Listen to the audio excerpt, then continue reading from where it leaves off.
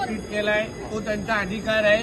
कदाचित त्यांना नदी आमचे नरेंद्र मोदी साहेबांच्या माध्यमातून नमो गंगेच्या अंतर्गत किती नदी आमच्या शुद्ध झाल्या ही कदाचित माहिती त्यांची कमी असणार. तर असं माझं म्हणणं आहे. कदाचित त्यांनी जसा गुजरातला जसा दौरा केला ना, त्यांनी परत एकदा दौरा जरा ह्या भागातल्या नद्यांचा करावा, त्यांना कळेल.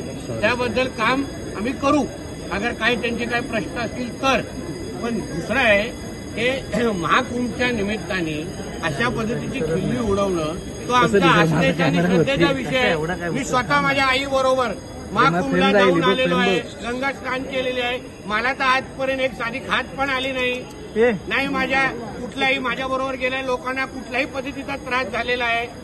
मग त्यांना कुठले 4-5 लोक भेटले हा विषय विचारायला पाहिजे ना. आणि हाच मुद्दा बकरी ईदच्या टायमाला काळात जेव्हा बकरी कापून जी घाण पाणी सोडलं जातं तेव्हा कोण विचारत नाही.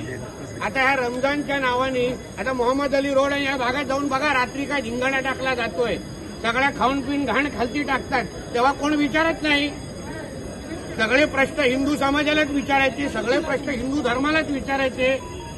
एवढीच हिंमत आहे तर बाकी सगळ्या ईदच्या टायमाला आणि बकरीदच्या टायमाला विचारा ना. मोहरमच्या टायमाला जेव्हा प्राण्यांवर साड्या घातल्या जातात तेव्हा कोण विचारत नाही ते का साड्या घुसवतात.